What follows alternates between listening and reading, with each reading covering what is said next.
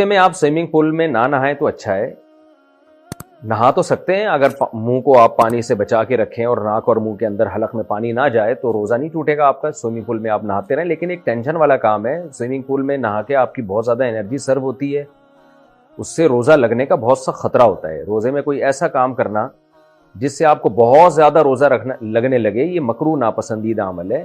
کیوں اپنے آپ کو انسان اتنی ٹینشن میں ڈالے؟ بہرحال اگر کے پی کے سے آپ کا تعلق ہے اور جیسے کہ آپ نے لکھا ہے اور وہاں ٹھنڈ بھی ہوتی ہے تو آپ کو سوئمنگ پول میں نہانے سے کچھ بھی نہیں ہوتا، یا عصر کے بعد نہا رہے ہیں تو نہا سکتے ہیں۔ پانی اگر غلطی سے پیٹ کے اندر چلا گیا یعنی حلق میں چلا گیا تو روزہ ٹوٹ جائے گا۔ خوب سمجھ لیں، حدیث میں آتا ہے بھولے سے کھانے پینے سے روزہ نہیں ٹوٹتا، غلطی سے کھانے پینے سے ٹوٹتا ہے، نہیں ایسی کوئی حدیث نہیں ہے۔ غلطی سے کھانا پینا الگ چیز ہے، بھولے سے کھانا پینا الگ چیز ہے۔ بھولے کا مطلب یہ ہے کہ آپ کو روزہ یاد ہی نہیں تھا اور آپ نے کھانا کھا لیا تو اس سے روزہ نہیں ٹوٹتا۔ غلطی کا مطلب یہ کہ روزہ آپ کو یاد ہے لیکن آپ نے بے احتیاطی کی، اس بے احتیاطی میں پانی حلق میں چلا گیا۔ جیسے آپ وضو کے دوران غرارہ کر رہے تھے، آپ کو روزہ یاد بھی ہے، غرارہ کرنا جائز نہیں ہے وضو میں اس لیے کہ خطرہ ہوتا ہے، لیکن آپ فنٹر بنے ہوئے تھے، آپ نے غرارہ کیا کہ میں احتیاط سے کروں گا اور حلق میں پانی نہیں جانے دوں گا، اور پانی حلق میں چلا گیا تو روزہ آپ کا ٹوٹ جائے گا۔ اسی طرح سوئمنگ پول میں نہا رہے تھے یا ویسے ہی شاور لے رہے تھے آپ اور پانی غلطی سے آپ کے حلق میں چلا گیا، روزہ آپ کو یاد ہے اور غلطی سے پانی حلق میں چلا گیا تو آپ کا روزہ ٹوٹ جائے گا۔ لیکن 60 روزوں کا کفارہ لازم نہیں ہوگا کیونکہ آپ نے جان کر نہیں پیا۔ کفارہ اس وقت ہوتا ہے جب رمضان کا روزہ آپ جان بوجھ کر بغیر کسی شرعی عذر کے توڑیں تو پھر 60 روزوں کا کفارہ لازم ہوتا ہے۔ اگر روزے میں ڈکار کا پانی حلق میں نگل لیا، ایک شخص رمضان میں فجر کی نماز ادا کر رہا ہے اور نماز میں اسے ڈکار آتی ہے جس کے ساتھ تھوڑا سا تیزابیت کا پانی بھی منہ میں آ جاتا ہے اور وہ شخص اس پانی کو حلق میں اتار لیتا ہے تو کیا اس سے اس کے روزے پر کوئی فرق پڑے گا؟ نعمان حمید ایبٹ آباد سے۔ نہیں جی، کوئی فرق نہیں پڑے گا۔ ڈکار آئی ہے، آپ اس کو نگل لیں، یہ بہتر ہے، کیونکہ ساتھ والے نمازی کو ایک تو آپ کی ڈکار سے تکلیف، اوپر سے وہ ڈکار آپ نکال کے شاپر میں ڈالیں، جیب میں ڈالیں، اس سے تو اور تکلیف ہوگی، تو نگل لیں اس کو۔ ہاں، روزے میں اگر کسی کو منہ بھر کے الٹی ہوئی، اتنی منہ بھر کے کہ اس کو کنٹرول کرنا ممکن نہیں تھا، اتنی یعنی منہ بھر کے الٹی جسے کہتے ہیں نا کہ کنٹرول کرنا ناممکن ہو جائے، اتنا منہ بھر جائے، تو ایسی الٹی کو پھر نگلنے سے روزہ ٹوٹ جاتا ہے۔ یا آپ نے حلق میں انگلی ڈال کر منہ بھر کے الٹی کر لی، خود سے الٹی کی ہے جان بوجھ کر، الٹی بھی تھوڑی سی نہیں ہے، منہ بھر کے ہوئی ہے تو بھی روزہ ٹوٹ جاتا ہے۔ یعنی الٹی کی صورت میں 2 صورتوں میں روزہ ٹوٹتا ہے۔ آپ نے حلق میں انگلی ڈال کے منہ بھر کے خود سے جان بوجھ کر الٹی کی، قدرتی طور پر نہیں آئی، اور الٹی بھی بھرپور طریقے سے ہوئی، تو اس کو آپ نہیں بھی نگلے تو بھی روزہ ٹوٹ جائے گا۔ دوسری صورت یہ ہے کہ ابکائی یا ڈکار نہیں آئی ہے بلکہ آپ کو قدرتی طور پہ الٹی آئی ہے منہ بھر کے، تو اس سے روزہ نہیں ٹوٹا، لیکن یہ الٹی آپ نگلیں گے تو بہرحال روزہ ٹوٹ جائے گا اگر منہ بھر کے الٹی ہوئی تھی۔ یہ 2 شرطیں یاد رکھ لیں، لوگ الٹی کے مسائل بھی بہت پوچھتے ہیں اور الٹی سیدھی حرکتیں کرتے رہتے ہیں، پھر مسائل ان کو پتہ نہیں ہوتے۔ روزے کی جگہ مسکین کو پیسے دے سکتے ہیں۔ ایک شخص روزے نہیں رکھتا اور کہتا ہے کہ بچپن سے عادت نہیں ہے، جبکہ وہ روزے کے عوض مسکین کو پیسے دے دیتا ہے، شرعاً اس بارے میں کیا حکم ہے؟ ہارون صاحب سعودی عرب سے۔ بالکل جائز نہیں ہے، روزہ اسلام کا رکن ہے، آپ کو روزہ رکھنا پڑے گا۔ فدیہ اس شخص کے لیے ہے جس میں روزے کی طاقت ہی نہ ہو، اور طاقت نہ ہونے کا مطلب یہ نہیں ہے کہ آپ میں ہمت نہیں ہے یا آپ کو روزہ رکھ کے تکلیف ہوتی ہے، گرمی لگتی ہے، پیاس لگتی ہے، یہ تو روزے کا لازمی جزو ہے۔ گرمی لگنا، پیاس لگنا، بھوک لگنا، کمزوری محسوس ہونا، یہ تو روزے کا لازمی جزو ہے۔ طاقت نہ ہونے کا مطلب یہ ہے کہ آپ کو بیمار ہونے کا خطرہ ہو، جیسے کوئی بہت ہی بوڑھا آدمی ہے یا کوئی شوگر کا پیشنٹ ہے، وہ روزہ رکھتا ہے، اس کا شوگر لیول بہت ڈاؤن ہونے کا خطرہ ہوتا ہے کہ مر نہ جائے کہیں یہ، تو ایسی کنڈیشن میں جہاں بیمار ہونے کا خطرہ ہوگا یا آپ کا کوئی علاج چل رہا ہے، آپ نے روزہ رکھا تو دوا چھوٹ جائے گی آپ کی اور بیماری آپ کی بڑھ سکتی ہے یا لمبی ہو سکتی ہے، تو بیمار آدمی کے لیے روزہ چھوڑنا یا سفر میں کوئی ہو تو جائز ہے، اس کے علاوہ کسی کے لیے بھی روزہ چھوڑنا جائز نہیں ہے۔ تو ہارون صاحب آپ اپنے دوست سے کہہ دیں کہ یہ غلط ہے، ناجائز ہے، آپ فدیہ دیں گے تو آپ اس گناہ سے بچ نہیں سکتے جو اللہ نے روزہ چھوڑنے والوں کے لیے رکھا ہے، اسلام کا رکن ہے، اس کو پورا کرنا پڑے گا۔ تنخواہ دار شخص کو زکوٰۃ دینا۔ اگر کوئی شخص صرف تنخواہ دار ہو جو کہ 70,000 روپے ماہانہ ہو، اس کے علاوہ کسی چیز کا مالک نہ ہو، تو کیا ایسا شخص کیا زکوٰۃ لے سکتا ہے جبکہ یہ تنخواہ 25 یا 8ویں دن تک چل پاتی ہے؟ میر اویس خان کوئٹہ سے۔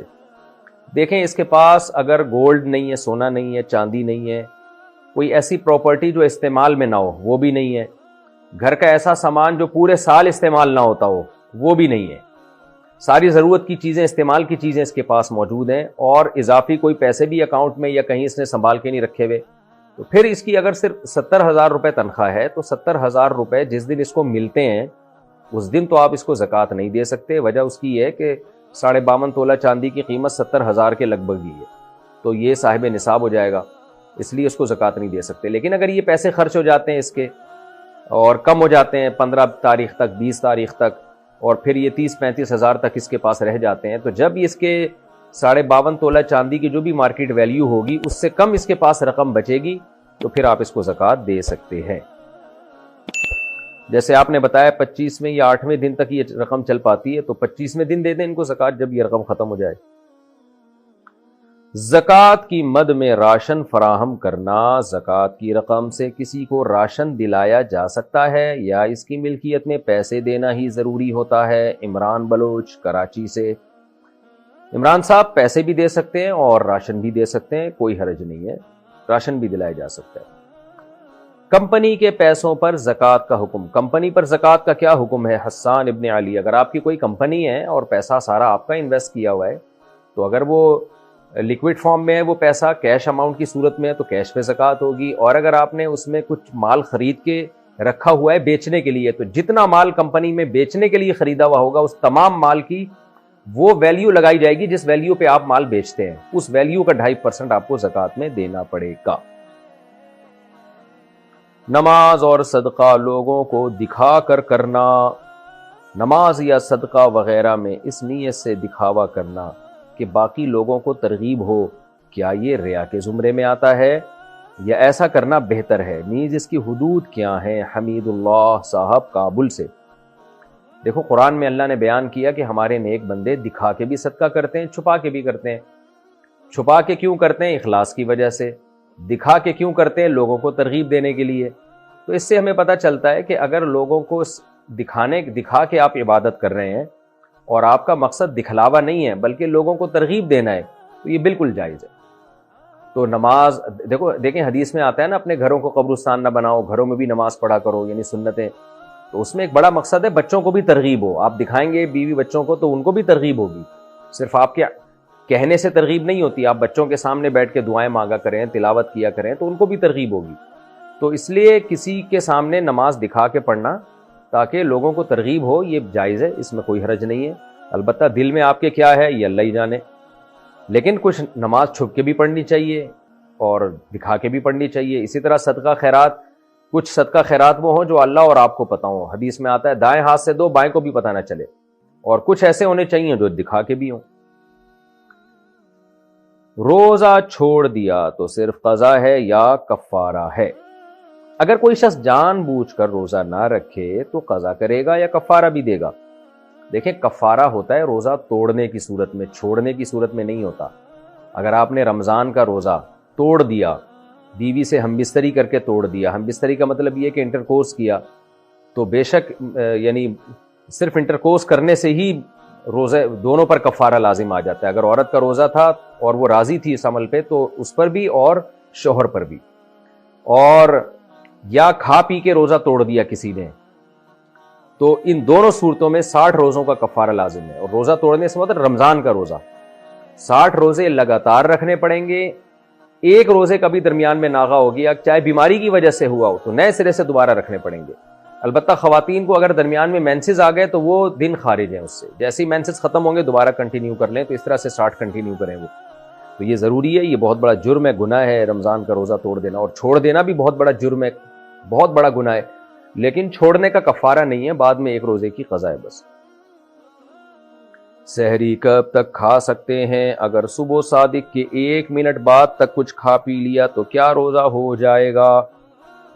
جائز نہیں ہے صبح صادق کے 1 منٹ بعد، جیسے اگر ٹائم لکھا ہوا ہے 5:55 فار ایگزامپل، اور آپ نے 5:56 تک کھا لیا تو ناجائز کام تو کیا، لیکن روزہ اس لیے نہیں ٹوٹے گا کہ یہ جو سحری کے اوقات لکھے ہوئے ہوتے ہیں نا کہ 5:55 5:56، یہ 100% 100% یقینی نہیں ہوتے، تو اس لیے اس میں الیقین لا یزول بالشک والا قاعدہ چلتا ہے کہ 55 کے بجائے آپ نے 56 پہ کھا لیا، 56 تک 1 منٹ اوپر ہو گیا، تو چونکہ 100% یقین نہیں ہوا ہے ابھی سحری ختم ہونے کا، تو ہم یہی سمجھیں گے کہ گویا ابھی وقت ختم نہیں ہوا، تو یہاں فائدہ پہنچایا جائے گا روزہ رکھنے والے کو۔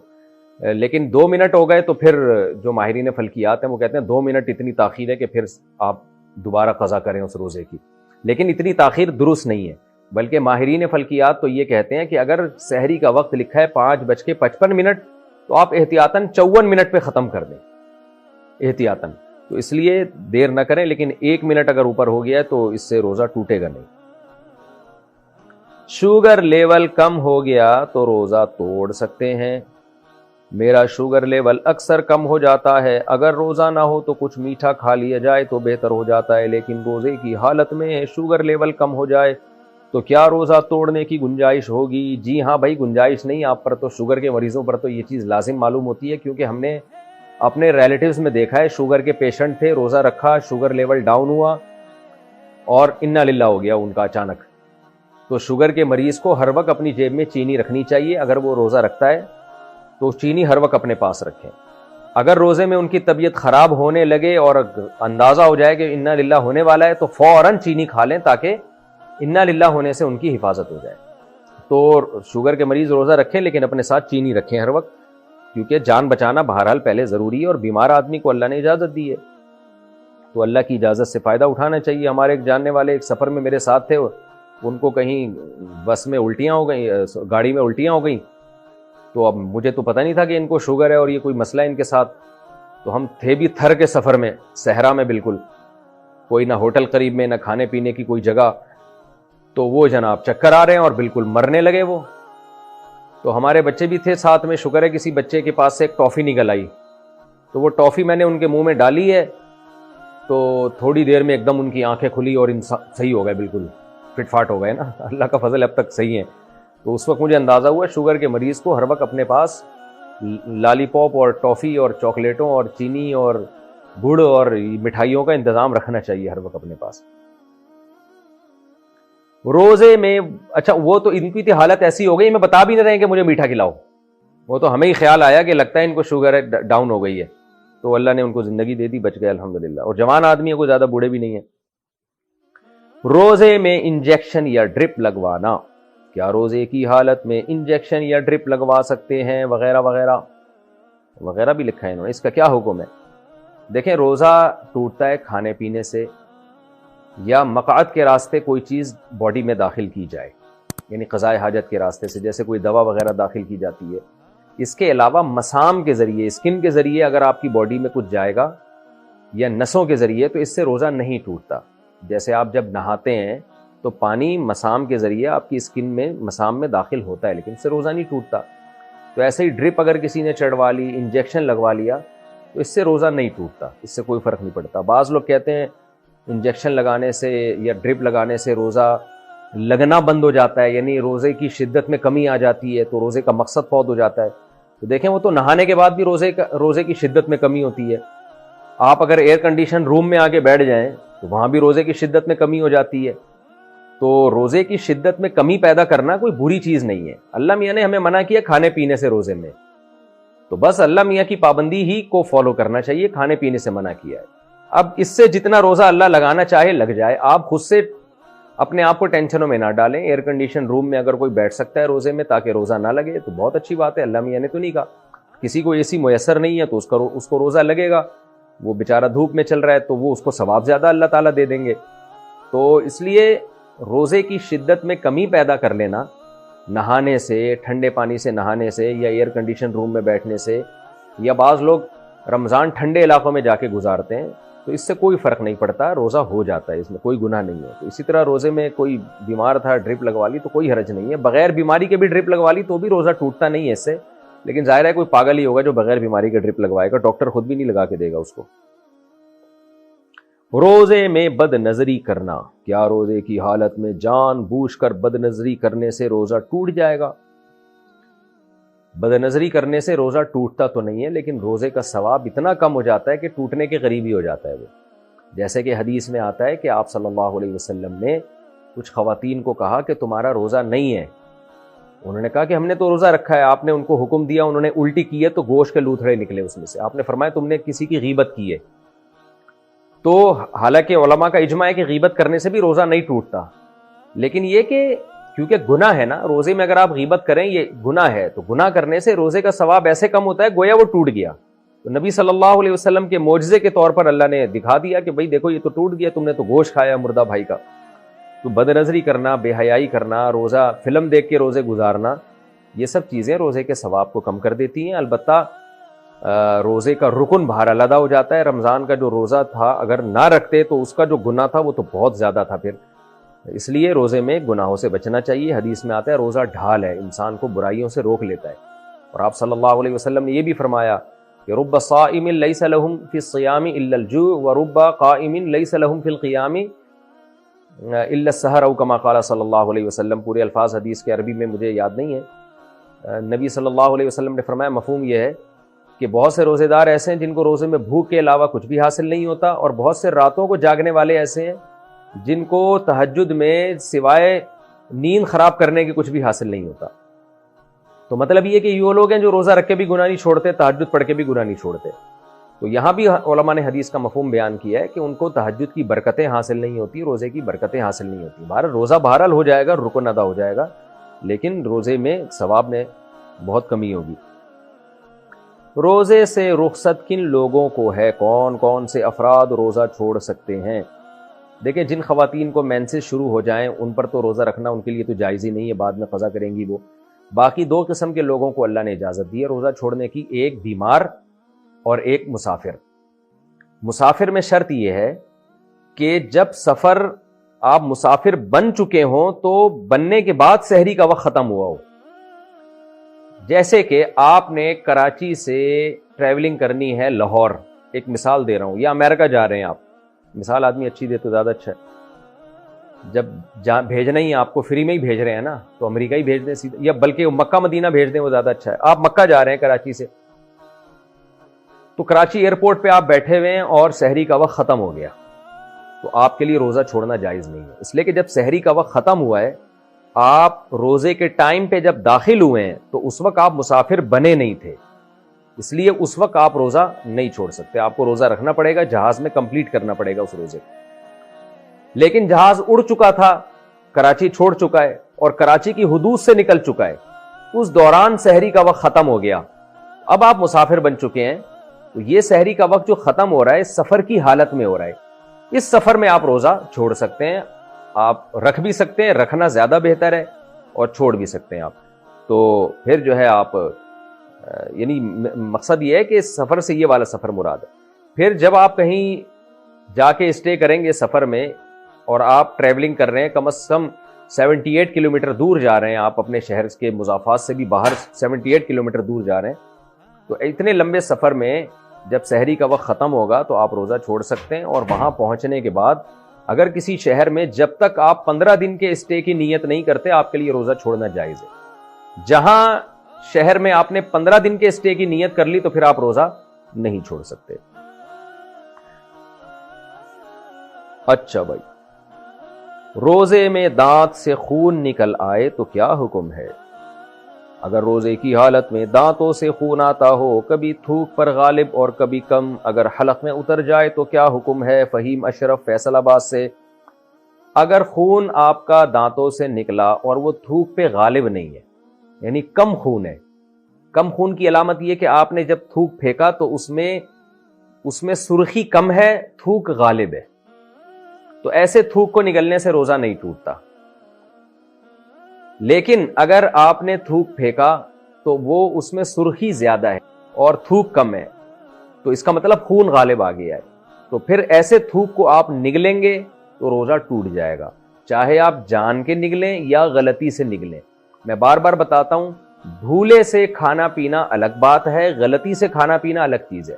بھولے سے کوئی چیز کھا لی یا پی لی روزہ نہیں ٹوٹتا. بھولے کا مطلب یہ کہ آپ کو روزہ یاد ہی نہیں تھا, تو آپ نے خون نگل لیا, آپ کے منہ میں خون آیا, آپ نے نگل لیا, آپ کو یاد ہی نہیں میرا روزہ ہے, اس سے روزہ نہیں ٹوٹے گا.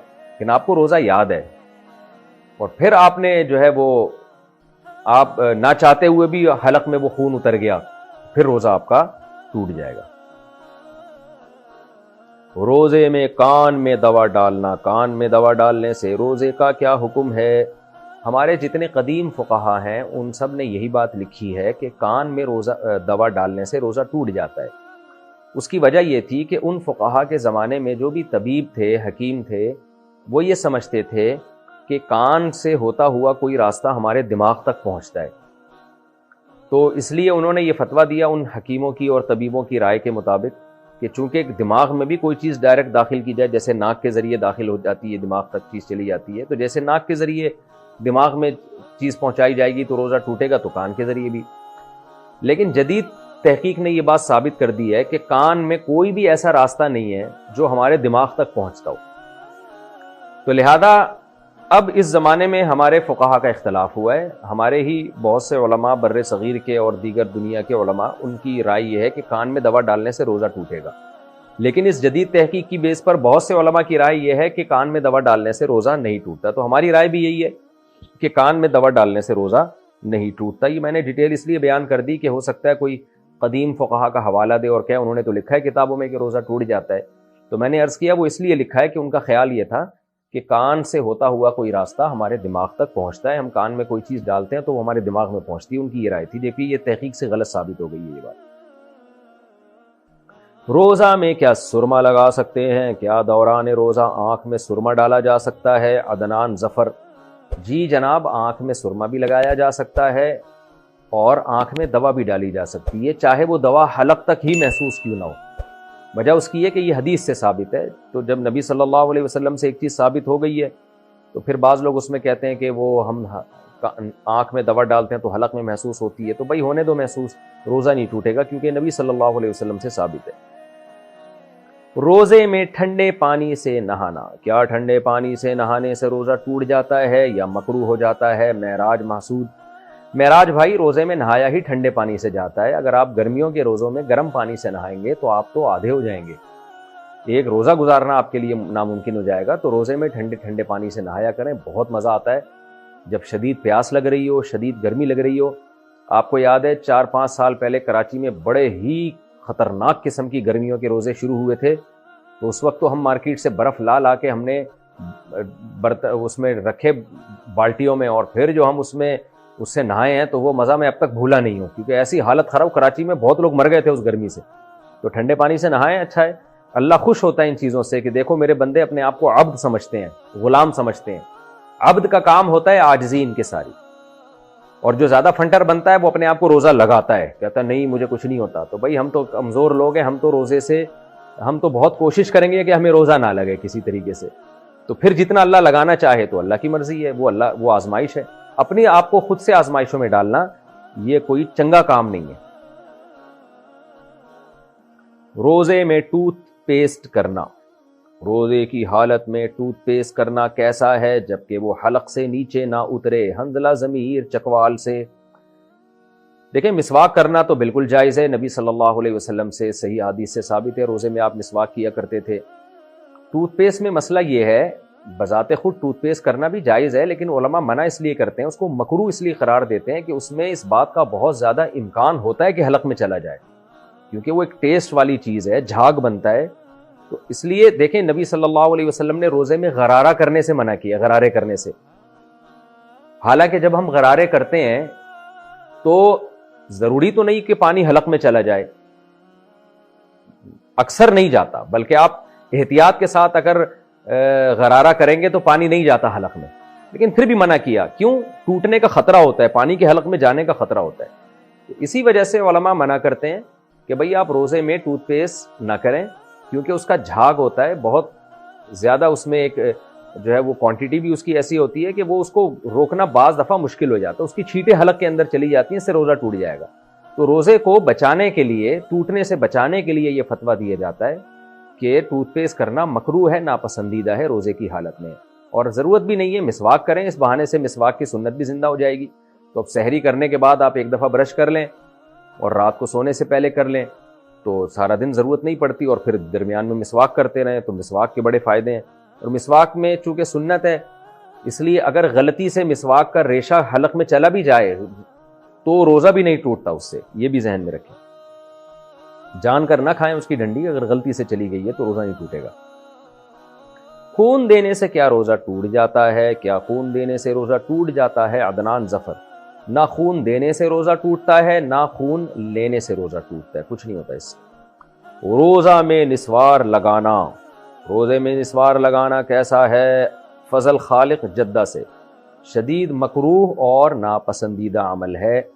بعض لوگ کیا کرتے ہیں، نسوار کو روزے میں لگا لیتے ہیں، یہاں پر وہ کہتے ہیں ہم حلق میں نہیں لے کے جا رہے، نہ ذائقہ حلق میں جا رہا ہے، تو ایسی صورت میں روزہ تو نہیں ٹوٹے گا، لیکن بہرحال مکروہ عمل اس لیے ہے کہ اس بات کا خطرہ بہرحال موجود ہے، تو اس لیے تمام علماء منع کرتے ہیں کہ روزے میں نسوار نہ لگایا کریں، ناپسندیدہ اور مکروہ ہونے کی وجہ سے منع کیا جاتا ہے۔ پوری دنیا کے مسلمان رمضان اور عید ایک دن کر سکتے ہیں۔ چاند کے اختلاف مطالعے کا کہاں تک اعتبار ہے؟ ایک دوست یہ اعتراض کرتے ہیں کہ پوری دنیا میں کہیں بھی چاند نظر آ جائے تو سب ممالک کے مسلمانوں کو روزہ وغیرہ رکھنا چاہیے۔ محمد فہد نواز ڈیرہ اسماعیل خان سے: ایسا ہی ہونا چاہیے، لیکن یہ جب ہوگا جب پوری دنیا میں ایک خلافت ہوگی، ایک مسلمانوں کی حکومت ہوگی، پھر وہ ایک خلیفہ فیصلہ کرے گا کہ فلاں جگہ چاند نظر آ گیا ہے اور معتبر شہادتوں تک ہم سے اطلاع پہنچی ہے، لہذا پورے عالم اسلام میں کل روزہ ہوگا، پورے عالم اسلام میں کل عید ہوگی۔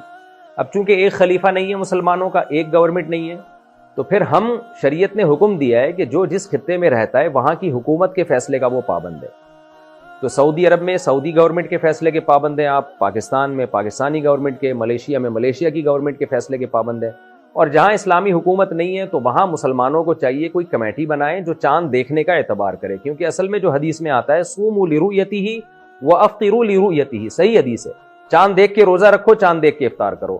ظاہر ساری دنیا تو نہیں چاند دیکھے گی نا، ایک مخصوص متعین افراد ہوں گے جو نامزد ہوں گے، تو جو بھی غیر مسلم ریاستیں ہیں، امریکہ ہے، یو کے ہے، وہاں مسلمانوں کو چاہیے کہ اتفاق رائے سے مسلکی اختلافات کو بالائے طاق رکھیں، اتفاق رائے سے ایک کمیٹی تشکیل دے دیں، رؤیت ہلال کمیٹی، جیسے پاکستان میں ہے، انڈیا میں ہے، بنگلہ دیش میں ہے، تو ایسے ایک رؤیت ہلال کمیٹی تشکیل دے دیں اور پھر وہ چاند دیکھنے کا اہتمام کریں، اور وہ جو فیصلہ کریں پھر پورے مسلمانوں کو، چاہے وہ کسی بھی مسلک کے ہوں، ان سب کو چاہیے اس کمیٹی کے فیصلے کا اعتبار کریں۔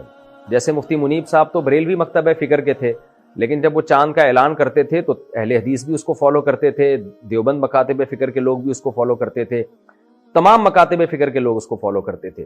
تو ایسے ہی دوسرے کنٹریز میں بھی مسلمانوں کو چاہیے کہ ایک کمیٹی بنا دیں، مسلکی اختلافات کو دائیں طرف رکھیں، ایک کمیٹی تشکیل دیں اور اس میں تمام مسالک کی نمائندگی رکھ لیں تاکہ کسی کو اس سے اختلاف نہ ہو۔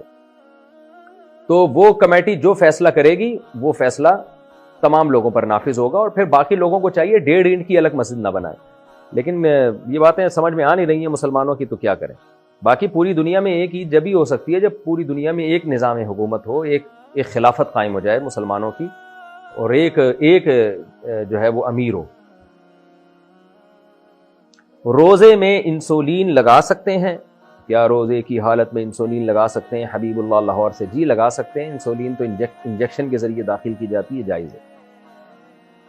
روزے میں طاقت کے انجیکشن لگوانا: ایک آدمی جو صحت مند ہے، کوئی بیماری اسے لاحق نہیں ہے، اگر وہ روزے کی حالت میں طاقت کا انجیکشن لگواتا ہے اور مقصد یہ ہے کہ روزے کی حالت میں بھوک پیاس کا احساس نہ ہو، تو کیا اس سے روزے کی صحت پر کوئی فرق پڑے گا؟ اور بلا عذر روزے کی حالت میں ایسا کرنا کیسا ہے؟ حماد اللہ: جائز ہے، کوئی حرج نہیں ہے، اس لیے کہ روزہ نام ہے کھانے پینے سے ایوائڈ کرنے کا، تو یہ کھانے پینے سے ایوائڈ کر رہا ہے تو باہر سے جو مرضی کر لے۔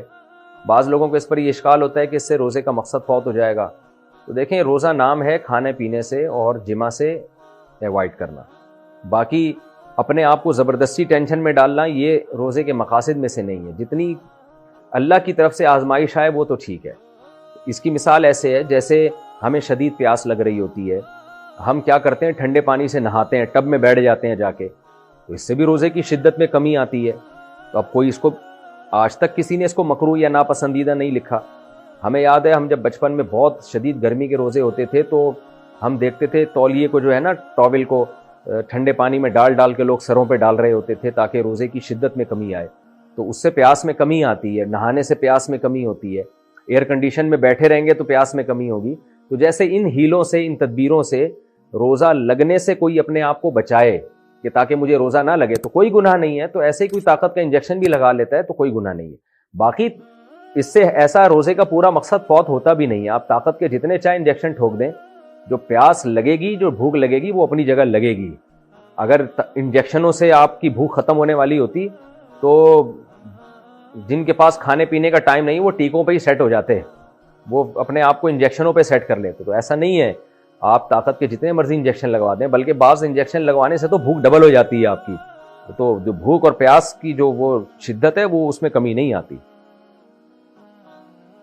اور ویسے بھی یہ انجیکشن لگوانا صحت کے لیے بلا وجہ ڈاکٹر بھی نہیں لگا کے دیتے آپ کو کہ آپ کو روزہ بہت لگ رہا ہے, تو ڈاکٹر بھی اتنے فارغ نہیں بیٹھے ہوئے آپ کو طاقت کے انجیکشن وہ ٹھوکنا شروع کر دیں. وہ بھی آپ کو منع کرے گا, بھائی اچھا بھلا آدمی ہے, کیوں انجیکشن تو بہت شدید ضرورت میں لگوایا جاتا ہے. بہرحال مسئلہ کی روح سے جو بات تھی وہ میں نے بتا دی کہ اس سے روزے پہ کوئی فرق نہیں پڑتا. روزے کی حالت میں دوران غسل غرارہ کرنا. روزے کی حالت میں دن میں احتلام ہو گیا تو غسل کر کے پاک ہونے کے بارے میں کیا حکم ہے, کیا غرارہ کیا جائے گا؟ شیخ محمد خان UAE سے. اگر روزے میں احتلام ہو گیا ہے تو دیکھیں غسل کرنے میں غرارہ پھر بھی نہ کریں, لیکن منہ بھر کے کلی کریں. کلی کریں منہ اچھی طرح بھر کے, نہ تاکہ فرض کلی ہو جائے اور جو منہ میں پانی جہاں تک پہنچانا واجب ہے وہ پہنچ جائے. غرارہ نہ کریں کیونکہ اس میں خطرہ ہوتا ہے کہ پانی حلق میں نہ اتر جائے. کیا احتلام سے روزہ ٹوٹ جاتا ہے؟ کیا احتلام سے روزہ ٹوٹ جاتا ہے؟ آیت اللہ کاشف بہاولپور سے. نہیں جی, احتلام سے, نائٹ فال سے روزہ نہیں ٹوٹتا. اچھا, اسی میں ایک مسئلہ ہے, یہ پوچھا تو نہیں ہے لیکن لوگ پوچھتے بہت ہیں, حیا کے خلاف مسئلہ ہے لیکن میں بیان کر دیتا ہوں کیونکہ نوجوان لوگ اس میں بہت مبتلا ہیں. ہینڈ پریکٹس کے بارے میں بہت پوچھا جاتا ہے کہ اس سے روزہ ٹوٹتا ہے یا نہیں ٹوٹتا. تو ہینڈ پریکٹس سے بھی روزہ ٹوٹ جاتا ہے, لیکن اس سے قضا لازم ہوتی ہے, کفارہ لازم نہیں ہوتا. کفارہ جب لازم ہوتا ہے جب آدمی عورت کے ساتھ یا وائف کے ساتھ انٹرکورس کر لے ہم بستری کے دوران, اور اگر انٹرکورس نہیں کیا تو اس سے پھر کفارہ لازم نہیں ہوتا. اگر ڈسچارج ہو گیا تو صرف قضا لازم ہوتی ہے, کفارہ نہیں ہوتا. ڈسچارج نہیں ہوا تو نہ قضا ہے نہ کفارہ ہے. تو یہ مسئلہ اگرچہ حیا کے خلاف ہے لیکن بہت زیادہ پوچھا جاتا ہے اور لوگ بہت زیادہ الجھن میں مبتلا ہوتے ہیں, اس لیے میں نے تھوڑا اس کو بیان کر دیا ہے. روزے میں لپسٹک لگا سکتے ہیں؟ عورت روزے کی حالت میں لپسٹک لگا سکتی ہے, روزے پر کوئی اثر تو نہیں پڑے گا. نعمان حمید ایبٹ آباد سے. خواتین کو چاہیے بھائی تھوڑی دیر میک اپ کے بغیر بھی رہ لیں. لپسٹک لگانے سے روزہ تو نہیں ٹوٹتا, لیکن اس بات کا امکان ہے کہ آپ کی زبان اس پہ ٹچ ہوگی, پھر وہ ذائقہ ہو سکتا ہے حلق کے اندر چلا جائے, تو ناپسندیدہ اور مکروہ تو بہرحال ہے, کیونکہ خطرہ اس بات کا موجود ہے کہ آپ کی زبان اس پہ ٹچ ہو اور تھوک کے ذریعے وہ لپسٹک کے ذرات آپ کے حلق تک پہنچ جائیں. تو روزے میں کوئی ایسا کام کرنا جس سے روزہ ٹوٹنے کا خطرہ ہو, ایسا کام مکروہ اور ناپسندیدہ بہرحال ہے, لیکن بہرحال صرف لپسٹک لگانے سے روزہ نہیں ٹوٹے گا. مریض کا روزے کے دوران آکسیجن لینا, کیا مریض روزے کی حالت میں آکسیجن استعمال کر سکتا ہے؟ انعام الحق کوئٹہ سے. جہاں تک میری معلومات ہیں آکسیجن جب مریض کو دی جاتی ہے تو اس میں دوا کے بھی کچھ ذرات ہوتے ہیں, اس لیے آکسیجن لینے سے روزہ ٹوٹ جائے گا. وجہ اس کی ہے کہ وہ دوا کے ذرات آپ کے لنگس میں, آپ کے پھیپھڑوں میں جا رہے ہوتے ہیں. لیکن اگر ماہر ڈاکٹر آپ کو یہ کہہ دیں کہ آکسیجن میں لینے میں کوئی ذرات نہیں ہے, کوئی دوا کے کوئی ذرات نہیں ہے, خالص آکسیجن جیسی گیس ہی آپ کے پھیپھڑوں میں جا رہی ہے, تو پھر روزہ نہیں ٹوٹے گا. تو جو مجھے معلومات تھی میں نے اس کے حساب سے بتا دیا آپ کو. حاملہ عورت کے لیے روزے کا حکم. اچھا بھائی, حاملہ عورت کو اگر روزہ مشکل لگ رہا ہو تو وہ روزہ رکھے گی یا نہیں؟ اگر وہ روزہ رکھے اور پھر صبح 10 بجے کے قریب روزہ توڑ دے تو اس پر قضا لازم ہے یا کفارہ؟ محمد شہباز کراچی سے. دیکھیں حاملہ عورت پر بھی روزہ رکھنا لازم ہے, فرض ہے. اگر اس کو بیمار ہونے کا خطرہ ہے تو جیسے دیگر بیماروں کو روزہ چھوڑنا جائز ہے, تو حاملہ عورت کو بھی, اگر دیکھیں حمل بذات خود بیماری نہیں ہے. جو عورتیں بچوں کو فیڈ کراتی ہیں وہ بھی روزہ نہیں چھوڑ سکتی, کیونکہ فیڈ کرانا کوئی بیماری نہیں ہے, یا پریگنینسی کوئی بیماری نہیں ہے. ہاں پریگنینسی میں کسی خاص خاتون کو یہ خطرہ ہو کہ میں نے روزہ رکھا تو بیمار ہو جاؤں گی, غالب گمان ہو, صرف وہم نہ ہو، یا کوئی خاتون فیڈ کرا رہی ہیں ان کو غالب گمان ہو کہ مجھے چکر آئیں گے اور میں بیمار ہونے کا خطرہ ہے، یا چکر آتی ہیں اتنی کمزوری سے گرنے کا خطرہ ہو جاتا ہے ان کو، تو واقعی ایسا خطرہ ہو، یا خود کو تو یہ خطرہ نہ ہو لیکن فیڈ کرانے والی عورت کو یہ خطرہ ہو کہ میں نے اگر روزہ رکھا تو میں فیڈ ہی نہیں کرا سکتی، دودھ ہی نہیں اترے گا سینے میں، جس سے بچے کا نقصان ہو جائے گا، تو اس کنڈیشن میں تو فیڈ کرانے والی عورت روزہ چھوڑ سکتی ہے۔ اسی طرح پریگننسی والی خاتون اس کنڈیشن میں تو روزہ چھوڑ سکتی ہیں، ادروائز پریگننسی میں بھی روزہ نہیں چھوڑنا جائز، اور فیڈ کرانے والی عورت کے لیے بھی روزہ چھوڑنا حرام ہے۔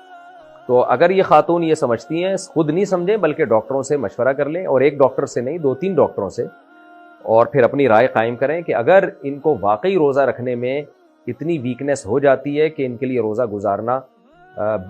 گزارنا مشکل تو سبھی کے لیے ہوتا ہے، یعنی روزہ گزارنے میں بیمار ہونے کا خطرہ ہے ان کو، تو پھر یہ روزہ چھوڑ سکتی ہیں، یا پریگننسی میں روزہ رکھنے کے بعد طبیعت خراب ہو گئی ہے اور روزہ توڑنا پڑ رہا ہے طبیعت خراب ہونے کی وجہ سے، تو پھر روزہ توڑ سکتی ہیں یہ۔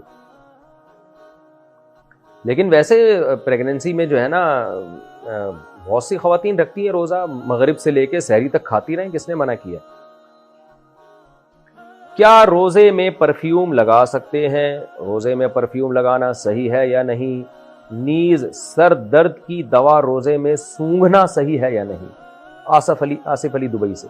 پرفیوم لگانے میں کوئی حرج نہیں ہے، ہاں ناک کی طرف کر کے نہ لگائیں کہ ناک میں اس کے ذرات داخل ہو جائیں آپ کے، جان بوجھ کر اس کو سونگھنا، یعنی اس کے جو الکوہلک ذرات ہیں ان کو کھینچنا۔ جب آپ نے لگا دیا پرفیوم تو پھر اس کی خوشبو آتی رہے، اس میں کوئی حرج نہیں ہے۔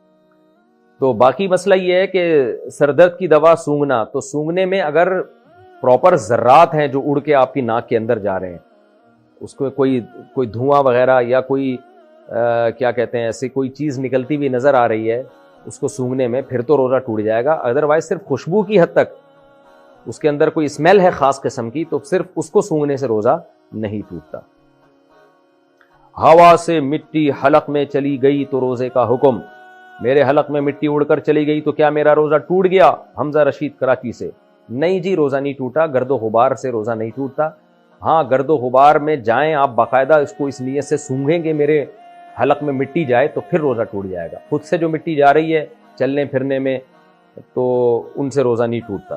مٹی چلی گئی، تنکا چلا گیا، اس طرح کی جو چیزیں گرد و غبار میں جا رہی ہوتی ہیں حلق میں، ان سے روزہ نہیں ٹوٹتا۔ یہ بھی ذرا حیا کے خلاف مسئلہ ہے، لیکن شادی شدہ لوگ بہت زیادہ پوچھتے ہیں تو میں بیان کر دیتا ہوں۔ روزے میں زوجہ سے بوس و کنار کرنا، کیا روزے کی حالت میں شہوت سے یا بغیر شہوت کے بیوی کو چھونا جائز ہے؟ کیا بوس و کنار کرنا جائز ہے؟ اداس ملک نے چکوال سے پوچھا ہے۔ جائز ہے، اس میں کوئی گناہ نہیں ہے، البتہ اگر ڈسچارج ہو گئے تو پھر گناہ بھی ہوگا، روزہ بھی ٹوٹ جائے گا، کفارہ لازم نہیں ہوگا۔ کفارہ اس صورت میں لازم ہوتا ہے جب انٹرکورس کر لیا جائے، تو پھر بے شک ڈسچارج نہ بھی ہو، انٹرکورس کرنے کے بعد کفارہ بھی لازم ہے 60 روزوں کا، جس کی ڈیٹیل میں پہلے بتا چکا ہوں، اور روزہ بھی ٹوٹ گیا، اور بیوی بھی کبھی اگر روزہ تھا تو اس پہ بھی کفارہ لازم ہوگا۔ سحری میں کچھ ذرات منہ میں رہ گئے تو روزے کا حکم۔ سحری میں کلی کرنے کے باوجود کچھ ذرات منہ میں رہ گئے، کچھ ذرات، اگر روزے کی حالت میں وہ پیٹ میں چلے جائیں تو اس سے کیا روزہ ٹوٹ جائے گا؟ انصر خان اسلام آباد سے۔ تھوڑے بہت ذرات جو منہ میں رہ جاتے ہیں، بعد میں اگر آپ نے ان کو نگل لیا تو اس سے روزہ نہیں ٹوٹتا۔ ہاں اگر چنے کے دانے کے برابر ذرات تھے، یہ جو بھنے ہوئے چنے ہوتے ہیں نا، ان کے اتنے زیادہ ذرات تھے کہ آپ سمجھتے کہ ایک چنے کے دانے کے برابر ہیں، تو پھر اگر ان کو آپ نے نگل لیا سحری کا وقت ختم ہونے کے بعد تو پھر روزہ ٹوٹ جائے گا۔ ان سے کم ذرے کے جو ذرات ہوتے ہیں، تو تھوڑے بہت جو رہ جاتے ہیں زبان میں اٹکے ہوئے، ان سے روزہ نہیں ٹوٹتا اگر وہ نگل لیے جائیں۔ دھواں حلق میں چلا گیا تو روزے کا حکم۔ روزے کی حالت میں کھانا بناتے وقت دھواں حلق میں چلا جائے تو کیا حکم ہے؟ فریحہ قدوس۔ اگر دھواں خود بخود حلق میں چلا گیا، آپ کھانا بنا رہی تھیں، تو اس سے روزہ نہیں ٹوٹتا۔ ہاں دھوئیں کے قریب جا کے پراپر سونگنا کہ میرے حلق میں جائے، اس سے روزہ ٹوٹ جائے گا۔ اس کی مثال ایسے جیسے کوئی آدمی سگریٹ پی رہا ہے اور دھواں نکل رہا ہے، وہ دھواں آپ کے حلق میں بھی چلا جا رہا ہے تو اس سے روزہ نہیں ٹوٹے گا، لیکن سگریٹ پینے والے کا روزہ ٹوٹ جائے گا، کیونکہ وہ پراپر دھواں کھینچ رہا ہے اپنے پھیپھڑوں کی طرف، یا وہ دھواں جیسے ہی نکال رہا ہے آپ جوش محبت میں جا کے اس کے منہ سے جا کے دھواں سونگنا شروع کر دیتے ہیں، اندر رہ جانا شروع کر دیتے ہیں، تو آپ کا بھی روزہ ٹوٹ جائے گا۔ تو یہ دھواں، دھول، مٹی، کنکر، تنکے، یہ ایسی چیزیں ہیں کہ جان کر آپ حلق میں اتاریں گے تو روزہ ٹوٹے گا، اور خود بخود یہ حلق میں چلے جائیں گے تو ان سے روزہ نہیں ٹوٹے گا۔ روزے میں بلغم نگل لیا تو کیا حکم ہے؟ روزے کی حالت میں اگر بلغم نگل لیا جائے تو اس سے روزے پر فرق پڑتا ہے؟ عثمان علی: نہیں، اس سے کوئی فرق نہیں پڑتا، اپنا بلغم ہونا چاہیے معذرت کے ساتھ۔ دوران روزہ ایام شروع ہو گئے تو عورت کیا کرے؟ اگر ایام شروع ہو جائیں، مینسز شروع ہو جائیں اور اس کی وجہ سے عورت کا روزہ ٹوٹ جائے تو کیا افطار تک بھوکا پیاسا رہنا افضل ہے؟ محمد حسن کراچی سے: نہیں جی، عورت نے روزہ رکھا، مینسز شروع ہو گئے تو روزہ اسی وقت ٹوٹ گیا اور کھانا پینا شروع کر دیں۔ البتہ اس کا برعکس اگر ہوا ہے، عورت نے مینسز کی وجہ سے روزہ چھوڑ دیا اور روزے کے دوران، یعنی روزہ رمضان کا روزہ چل رہا تھا اور درمیان میں مینسز بند ہو گئے اس کے، یعنی جیسے کسی عورت نے سحری یعنی روزہ نہیں رکھا اور دوپہر 12 1 2 بجے کا ٹائم تھا، ان کو مینسز آنا بند ہو گئے، پاک ہو گئیں، تو اب ان پر لازم ہے کہ روزے داروں کی طرح رہے، بعد میں قضا بھی رکھیں، اب ان کے لیے کھانا پینا جائز نہیں ہے، روزے داروں کی طرح رہنا ان پر لازم ہے۔ اسی میں مسافر کا بھی حکم ہے، کسی مسافر نے روزہ چھوڑ دیا سفر کی وجہ سے، لیکن درمیان میں وہ اپنے شہر میں داخل ہو گیا، تو جیسے ہی شہر میں داخل ہوگا تو اب اس پر لازم ہوگا کہ افطاری تک روزے داروں کی طرح رہے، اس کے لیے کھانا پینا اب جائز نہیں ہوگا، روزے کی قضا تو بعد میں کرے گا لیکن اب اس کو بھی کمپلیٹ کرے گا۔ سفر میں روزے کا کیا حکم ہے؟ سفر کے اندر روزہ رکھنے یا نہ رکھنے کی کیا صورت ہے؟ میں نے سنا ہے کہ وہ روزہ سفر میں چھوڑنے کی اجازت ہے جس کا وقت دوران سفر آئے، اس کی وضاحت فرما دیں۔ احمد سعید سیالکوٹ سے: جی بالکل آپ نے صحیح سنا ہے، آپ سفر کے دوران اگر سحری کا وقت ختم ہو گیا، سحری کا وقت ختم ہو رہا ہے اور روزہ شروع ہو رہا ہے سفر کے دوران، تو یہ والا روزہ آپ چھوڑ سکتے ہیں، ابھی سفر آپ کا شروع ہوا نہیں ہے۔ جیسے آپ کراچی کے، میں کراچی کا رہنے والا ہوں، میں کراچی ایئرپورٹ پہ بیٹھا ہوں، میں نے ارادہ کیا مدینہ یا مکہ جانے کا اور رمضان چل رہا ہے، اب میں کراچی ایئرپورٹ پہ بیٹھا ہوں سفر کے لیے اور اسی دوران سحری کا وقت ختم ہو گیا، تو مجھ پر لازم ہے کہ میں روزہ رکھوں، اس لیے کہ ابھی سفر میرا شروع ہوا نہیں ہے، یہاں تک کہ میں جہاز میں بیٹھ چکا تھا اور سحری کا وقت ختم ہو گیا تو بھی روزہ رکھنا لازم ہے، یہاں تک کہ جہاز ابھی رن وے پر ہے، وہ رن وے پر دوڑتا ہوا جا رہا ہے اور ٹیک آف کرنے کے لیے، تو بھی مجھ پر لازم ہے کہ میں روزہ رکھوں، کیونکہ ابھی سحری کا وقت اگر اس دوران ختم ہو جائے، یہاں تک کہ جہاز اڑ گیا لیکن ابھی کراچی کی حدود کے اندر ہے اور سحری کا وقت ختم ہو گیا تو بھی مجھ پر لازم ہے روزہ رکھوں۔ ہاں، جہاز کراچی کی حدود کو چھوڑ چکا ہے اور اب سحری کا وقت اس دوران ختم ہو رہا ہے، کیونکہ اب سفر شروع ہو چکا ہے اور سحری کا وقت اس دوران ختم ہو رہا ہے، اب میرے لیے روزہ چھوڑنا جائز ہوگا، تو وہ روزہ چھوڑنا جائز ہے جو روزہ سفر کے دوران آئے، ابھی سفر شروع ہوا نہیں ہوتا، آپ اسٹیشن پہ بیٹھے ہیں، اڈے پہ بیٹھے ہیں، لوگ پہلے ہی روزہ چھوڑنا شروع کر دیتے ہیں، یہ جائز نہیں ہے۔ بھوک کی وجہ سے روزہ توڑنا، بعض لوگوں کو روزے کی حالت میں بھوک کی شدت سے معدے میں شدید درد ہو جاتا ہے یا بھوک ناقابل برداشت ہو جاتی ہے، ان کے لیے روزہ چھوڑنا یا توڑنے کا ایک حکم بیان فرما دیں۔ نعیم شاکر ملتان سے: دیکھو، بھوک کی شدت سے اگر معدے میں واقعی درد، تکلیف اور درد شروع ہو گیا ہے تو درد ہونا ایک بیماری ہے، اس درد کو ختم کرنے کے لیے وہ روزہ توڑ سکتے ہیں، لیکن بھوک کی شدت برداشت نہیں ہو رہی، یہ کوئی بیماری نہیں ہے، یہ تو روزے کا لازمی جزو ہے، کتنی ہی شدت ہو، کتنا ہی ناقابل برداشت ہو جائے، روزہ کمپلیٹ کرنا پڑے گا اس کو، کیونکہ روزے کا تو حصہ ہے بھوک اور پیاس کا لگنا۔ کم ہمت لوگ ان سے برداشت نہیں ہو پاتا، وہ روزہ توڑ دیتے ہیں تو شریعت ان کو حکم دیتی ہے کہ 60 روزوں کا کفارہ ادا کرو۔ تو ناقابل برداشت کا مطلب خوب سمجھ لیں، اگر درد ہو رہا ہے نا، پین ہو رہا ہے، پین پھر برداشت سے باہر ہو رہا ہے تو پھر پین تو پین ہے، وہ بیماری ہے، لیکن اگر صرف روزہ بھوک کی شدت برداشت نہیں ہو رہی تو پھر یہ کوئی شرعی عذر نہیں ہے، اس میں آپ روزہ نہیں توڑ سکتے، روزہ آپ کو کمپلیٹ کرنا پڑے گا۔ ہاں، ناقابل برداشت بھوک سے آپ کے مرنے کا خطرہ خدا نہ خواستہ ہو گیا ہے، بے ہوش ہونے کا خطرہ ہو گیا ہے، بیمار ہونے کا خطرہ ہو گیا تو ایک الگ بات ہے، بیماری میں روزہ توڑا جا سکتا ہے۔ روزے میں ناک میں پانی ڈال سکتے ہیں؟ مجھ سے روزے کی حالت میں غلطی سے ناک میں پانی چلا گیا جو حلق میں جاتا ہوا محسوس بھی ہوا، کیا اس سے میرا روزہ ٹوٹ گیا؟ سمیہ بطول راول پنڈی سے: غلطی سے آپ کو روزہ یاد تھا اور ناک میں پانی آپ نے ڈالا اور وہ حلق میں چلا گیا، محسوس ہونے کی بات نہیں ہے، 100% یقین ہو کہ حلق میں گیا ہے، تو پھر روزہ ٹوٹے گا. 100% یقین نہیں ہے پھر روزہ نہیں ٹوٹے گا. رات میں غسل فرض ہوا تو سحری کے بعد کر سکتے ہیں. اگر زوجین نے ہم بستری کی، بعد میں سستی کی وجہ سے آنکھ دیر سے کھلنے کی وجہ سے غسل کیے بغیر سحری کر کے روزہ رکھ لیا تو کیا روزہ ٹھیک ہو گیا؟ کیا سحری کرنے سے پہلے غسل کرنا ضروری ہے؟ راؤ محمد عبداللہ راولپنڈی سے. نہیں جی، بغیر غسل کیے بھی آپ سحری کھا سکتے ہیں. سحری کرنے کے بعد پھر فرض نماز پڑھنے سے پہلے آپ غسل کر لیں، کیونکہ نماز قضا کرنا گناہ کبیرہ ہے. تو روزے کا غسل سے کوئی تعلق نہیں ہے، غسل کا تعلق نماز سے ہے، روزے سے نہیں.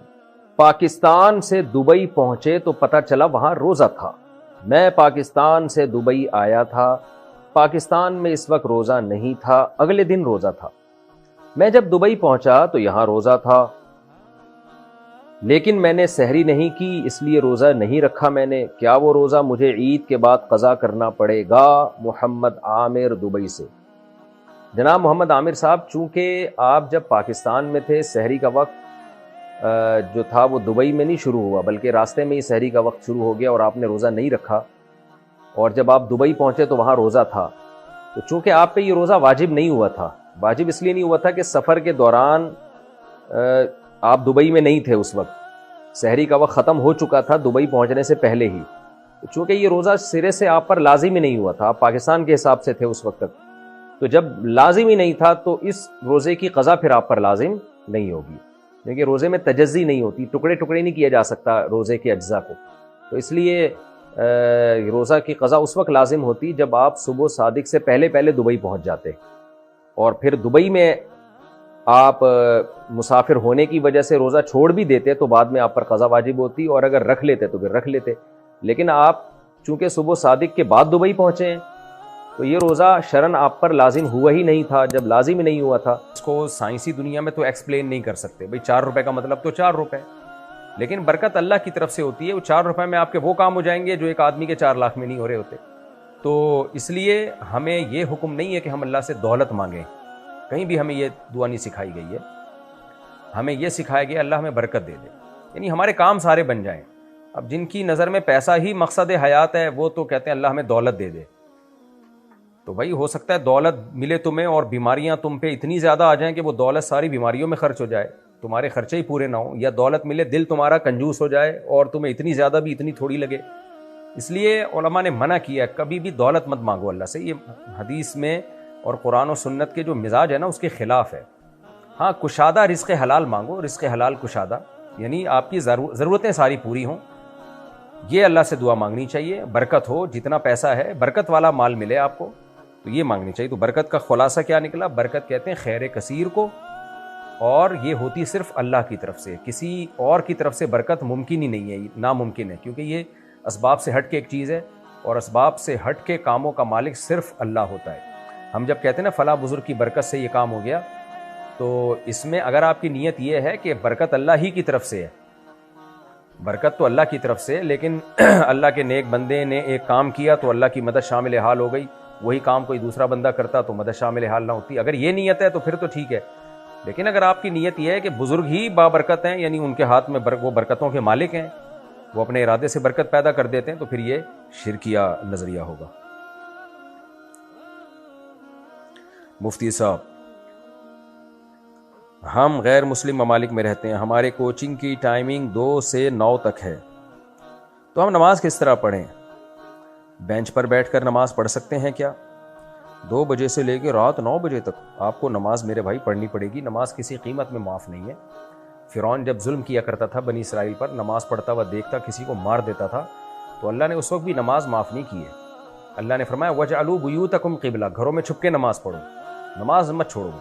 تو یہاں بھی ایسے ہی ہے، آپ کو کوچنگ سینٹر میں آپ کو نماز پڑھنی پڑے گی، چاہے کلاس چھوڑ کے آپ کو جانا پڑے. کہیں بھی جگہ تلاش کریں، کھڑے ہو کے پڑھنی پڑتی ہے، فرض نماز کھڑے ہو کے ہی ہوتی ہے. تو آپ نماز کسی صورت میں قضا نہ کریں. اگر غیر مسلم ملک میں نکاح خواہ موجود نہ ہو تو کیسے نکاح کر سکتے ہیں؟ دیکھیں نکاح بہتر یہی ہے کہ کسی نیک لوگ سے پڑھایا جائے، عالم سے، بزرگ سے، مسجد کے امام سے پڑھوایا جائے، کیونکہ ایک بہت ہی اہم موقع ہے. تو ایسے موقع پہ اپنے مذہب کو، اپنے دین کو ترجیح دینی چاہیے. آپ دیکھ لیں ہندو پنڈتوں سے نکاح پڑھواتے ہیں اپنا، عیسائی پادریوں سے پڑھواتے ہیں، غیر مسلموں میں بھی اب تک اتنا ہے کہ ایسے موقع پہ اپنے مذہبی رہنماؤں کو وہ ترجیح دیتے ہیں. اس لیے اور فقہا نے مسئلہ لکھا ہے کہ یہ مستحب ہے، افضل ہے کہ نکاح جب پڑھوایا جائے تو کسی عالم دین سے یا اپنے کسی بزرگ سے یا خاندان کا کوئی بزرگ ہو آپ کا جو نیک ہو، ان سے نکاح پڑھوانا چاہیے. لیکن یہ نکاح پڑھانے کی شرط نہیں ہے، بہتر ہے لیکن شرط نہیں ہے. نکاح کوئی بھی مسلمان پڑھا دے گا، ہو جائے گا. تو اگر غیر مسلم کنٹری میں آپ کو کوئی نہیں مل رہا نکاح پڑھانے والا تو کسی بھی مسلمان سے پڑھوا دیں نکاح. کوئی بھی نیک آدمی ملے، نیک نہیں مل رہا تو جو مل رہا ہے اس سے پڑھوا دیں. وہ ایسے پڑھا دے گا، آرام سے خطبہ پڑھے گا اور اس کے بعد کہے گا کہ میں نے آپ کا نکاح، اس سے وکالت لے لیں آپ کہ میں آپ کا نکاح فلاں سے کرانا چاہتا ہوں، آپ مجھے اجازت دے دیں. وہ اجازت دے، پھر سامنے والی پارٹی سے کہ میں نے فلاں کا نکاح آپ سے کر دیا، آپ کو نے قبول کیا، وہ کہ ہم نے قبول کیا، مہر کا بھی تذکرہ ہو اس میں. اس طرح نکاح ہو جاتا ہے. 2 گواہ موجود ہونے چاہیے. اور اگر کوئی تیسرا بندہ نکاح پڑھانے والا مل ہی نہیں رہا تو خود بھی پڑھا سکتے ہیں اپنی نکاح، خود بھی پڑھا سکتے ہیں. 2 گواہوں کی موجودگی میں لڑکی کے والد صاحب جو لڑکی کے دلہن کے وکیل ہوتے ہیں ان سے کہیں کہ میں نے آپ کی بیٹی سے اتنے مہر میں نکاح کیا، کیا آپ نے اپنی بیٹی کی طرف سے قبول کیا؟ وہ جواب میں کہتے ہیں ہاں جی میں نے اپنی بیٹی کی طرف سے قبول کیا، تو بھی نکاح ہو جاتا ہے. زنا نہ کرو بھائی، بس نکاح کرو، چاہے جیسے مرضی جیسے تیسے ہو کر لو. اگر خیر یہ ہو گیا میرے بھائی. جب غسل فرض ہوا ہو تو جہاں بیٹھیں گے وہ جگہ بھی ناپاک ہو جائے گی کیا؟ نہیں بھائی، وہ جگہ ناپاک نہیں ہوتی جب تک اس پہ ناپاکی نہ لگے. کیا میں اپنے بھائی کی شادی اپنی بہن کی سوتیلی بیٹی سے کروا سکتی ہوں جو میرے بہنوئی کی دوسری بیوی سے ہے؟ یعنی آپ کروا رہی ہیں اپنے بھائی کی شادی؟ ہاں کرا سکتی ہیں، جائز ہے، کیونکہ وہ آپ کی بہن کی تو سوتیلی بیٹی ہے لیکن آپ کے بھائی کی کچھ نہیں لگتی وہ، تو وہ جائز ہے نکاح، وہ نامحرم ہے آپ کی بھائی کے لیے. گھر والوں نے لڑکی کی زبردستی شادی کروا دی، اب 4 سال ہو گئے ہیں اور وہ بیوی لڑکے کو بالکل پسند نہیں ہے. اچھا، لڑکے کی زبردستی شادی کرا دی، اب 4 سال ہو گئے ہیں اور وہ بیوی لڑکے کو بالکل پسند نہیں ہے، تو کیا کرنا چاہیے؟ یہ مجھے بہت غصہ آتا ہے جب لڑکی پہ تو چلو بیچاری پہ زور چل جاتا ہے لوگوں کا، وہ کمزور ہوتی ہے، لڑکے کی زبردستی کیسے ہو جاتی ہے شادی؟ کمبخت جب تجھے پسند نہیں تھی مت کرتا، ہاں اڑ جاتا، مردانگی دکھاتا. میں نے 2-4 دن پہلے کسی ایک ایسی، ویسے تو یہ ایک بیماری ہے یہ جو اسکرین کو اسکرول کرتے رہتے ہیں نا لوگ انگلی سے، شارٹ ویڈیوز جو آ رہی ہیں، میں نے دیکھا پوری رات لوگ لگے رہتے ہیں اور ڈپریشن میں جاتے ہیں. لیکن کبھی کبھار تھوڑا سا ٹائم نکال کے میں دیکھ لیتا ہوں تاکہ پتہ چلے سوسائٹی میں ہو کیا رہا ہے. یہ عادت بہت خطرناک ہے کیونکہ آج کل موبائل پہ نا لوگ شارٹ ویڈیوز لگائی ہوتی ہیں، ایک ویڈیو پھر دوسری ویڈیو پھر تیسری ویڈیو، پاگل ہو جاتے ہیں، دماغ خراب ہو جاتا ہے، کسی کام کے نہیں رہتے وہ. یہ بیماری ہے، تو اس میں 5-10 منٹ سے زیادہ یہ کام مت کریں. بس 5-10 منٹ ہو گئے بس ختم، اب نہ کوئی اور کام کریں جو کرنے کے کام ہے. ورنہ دیکھیں پہلے لوگ دیکھتے تھے اسکرین پہ نا ویڈیوز، کوئی ڈاکومنٹری دیکھ رہے ہیں 1 گھنٹے میں ختم ہو گئی، کنٹینیو ایک ہی چیز چل رہی ہوتی ہے. وہ آج کیا کر رہے ہیں، جو یعنی اسکرول کر رہے ہوتے ہیں اس کو، ایک ویڈیو پھر یہ انسان کو ایک ہوتا ہے پتہ نہیں اگلی میں کیا ہے، پھر دوسری دیکھی، پھر یار تیسرے میں دیکھتے ہیں کیا ہے، تو پوری رات گزر جاتی ہے. اس سے دماغ ڈیمیج ہوتا ہے، آنکھوں پہ برا اثر پڑتا ہے، دماغ پہ برا اثر پڑتا ہے. یہ کام مت کیا کریں. 5-10 منٹ کی حد تک تو ٹھیک ہے. تو میں نے اسی طرح ایسے میں اسکرول کر رہا تھا تو ایک ویڈیو میری نظر سے گزری. وہ صاحب کہہ رہے تھے کہ یہ جو ماں اپنے بچے کو ہر وقت اپنے سینے سے لگا کے رکھتی ہیں، مائیں بڑے بھی ہو جاتے ہیں تو اپنے ساتھ سلاتی ہیں، یہ مائیں اتنا ظلم کرتی ہیں اپنے بیٹوں پہ کہ یہ آنے والی بہوؤں پہ بھی ظلم کرتی ہیں. پھر کیوں ظلم کرتی ہیں؟ اس لیے کہ بیٹے کو ایسا غلام بنا لیتی ہیں کہ وہ کمبخت اپنی بیوی کو بھی اس کے حقوق دینے سے پہلے نا اپنی ماں سے پوچھ رہا ہوتا ہے، یعنی اپنی بیوی کو بھی اس کے جائز حقوق نہیں دے رہا ہوتا، وہ اتنا ڈرتا ہے ماں سے. بیگم کہتی ہے بھائی یہ میرا ذات حق ہے، مجھے دو، امی سے پوچھوں گا.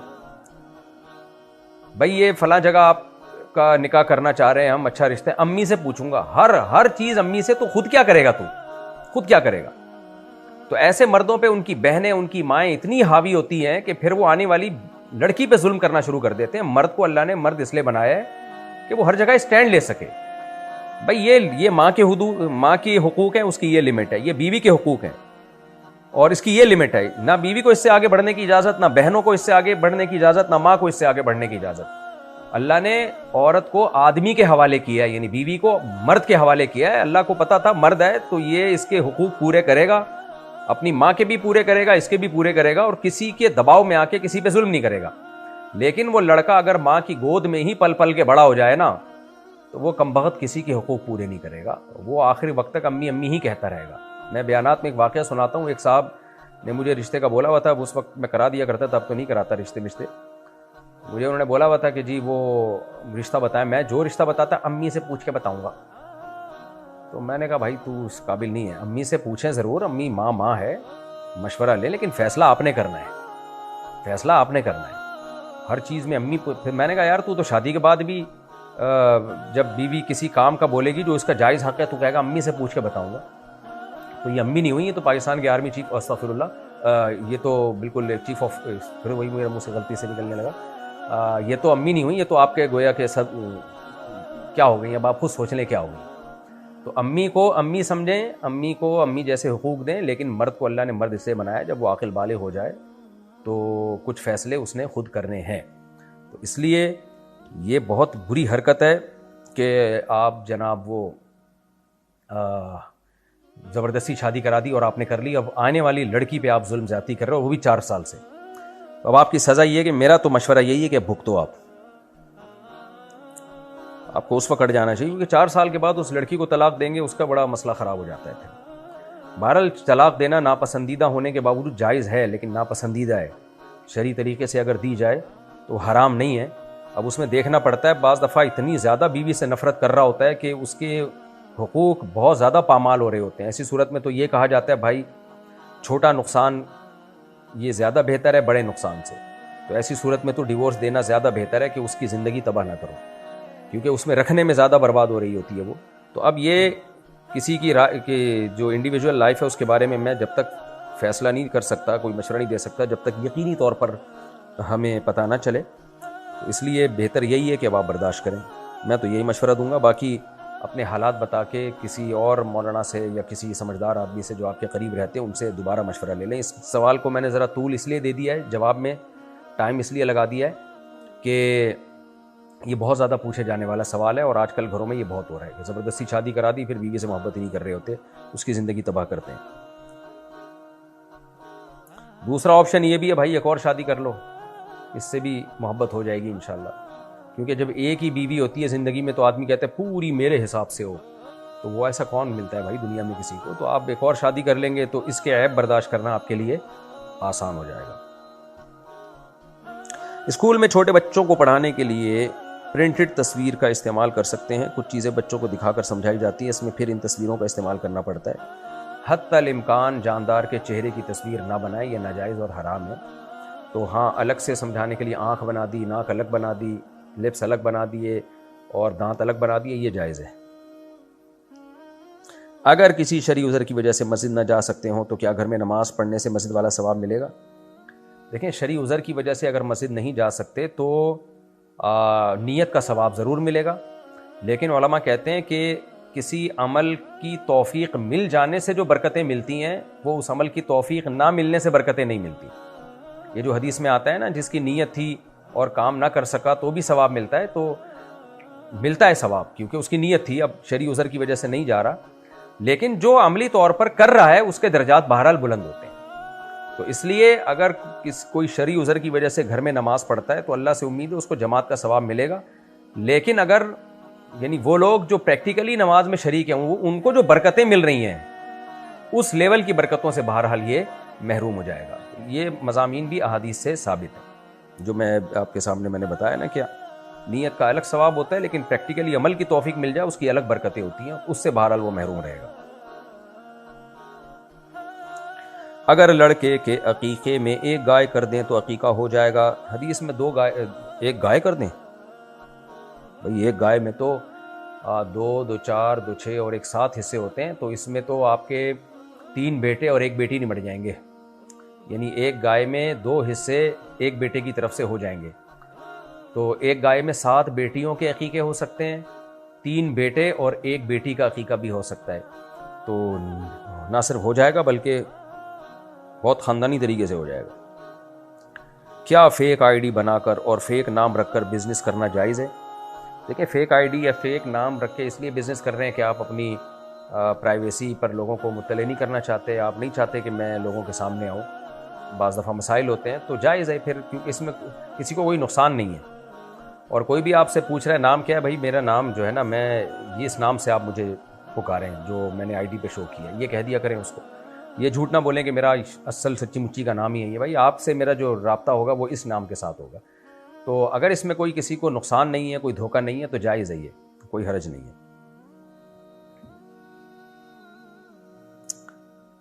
ہم جس کو صدقہ دے رہے ہیں اس کو بغیر بتائے دے سکتے ہیں کہ یہ صدقہ ہے، اور کس کس کو دے سکتے ہیں؟ جی بالکل بتائے بغیر دے سکتے ہیں، دل میں نیت کر لیں، اس کو آپ ہدیہ بولیں۔ اور کس کس کو دے سکتے ہیں؟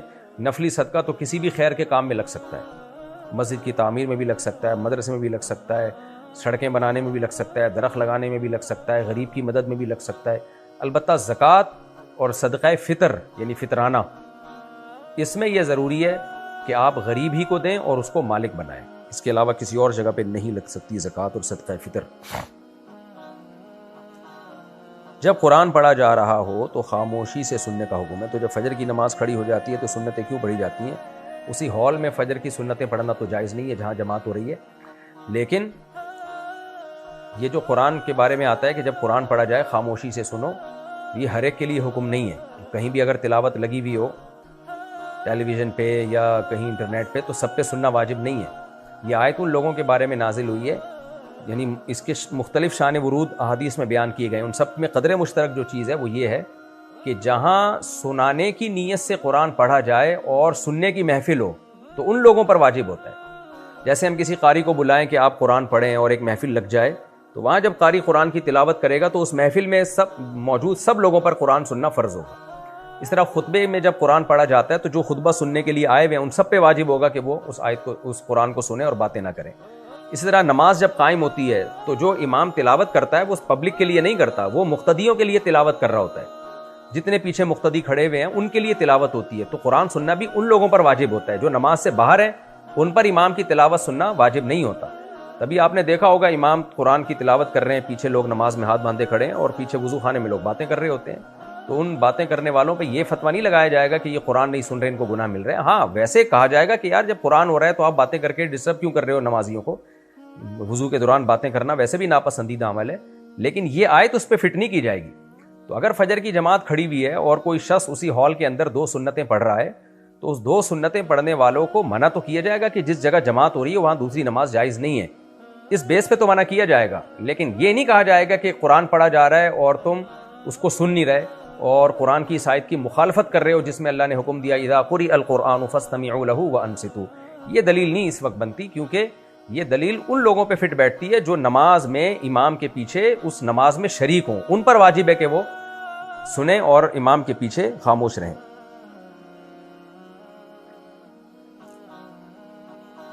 جو رشتہ دار زندہ ہیں اور جو مر چکے ہیں ان کی طرف سے عمرہ کر سکتے ہیں، کوئی بھی نفلی عبادت کسی کی طرف سے بھی کی جا سکتی ہے، اس کو ثواب پہنچایا جا سکتا ہے، لیکن چونکہ اسلاف میں ہمیں اس کا معمول نہیں ملتا، اس لیے بہتر یہی ہے، جائز یہ بھی ہے، کیونکہ حدیث میں جب ہمیں پتہ چل گیا کہ صدقہ کیا جا سکتا ہے تو صدقہ بھی ایک نیکی ہے نا، تو حدیث سے ہمیں پتہ چلتا ہے، کیونکہ احادیث میں نا جزیات کے ضمن میں اصول اور کلیات بیان کیے جاتے ہیں، تو صدقہ کی جب نبی نے اجازت دے دی تو صدقہ کی اجازت کیوں دی؟ بھائی نیکی ہے، اس حدیث سے ہمیں اصول پتہ چل گیا کہ کوئی بھی نیکی کسی اور کے لیے بھی کی جا سکتی ہے، تو اس اصول کے تحت آپ کسی کے لیے بھی عمرہ کر سکتے ہیں، لیکن میرا جو معمول ہے وہ معمول ہے کہ آپ بجائے عمرہ کرنے کے، وہ جو اسلاف سے جو بالکل بے غبار طریقے سے جو چیز ثابت ہے وہ یہ ہے کہ عمرہ کر کے اپنے مرحومین کے لیے دعا کی جائے زیادہ سے زیادہ، اور ان کے لیے جو ہے صدقات و خیرات کیے جائیں جو بالکل واضح منصوص ہے، اور دعاؤں کو زیادہ فوکس کیا جائے، یہ میرا معمول ہے۔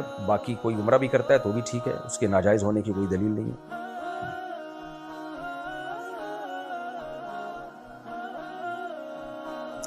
وطر میں اگر دعائے قنوت پڑھنا بھول جائیں تو کیا کریں؟ وطر دوبارہ پڑھیں یا چھوڑ دیں؟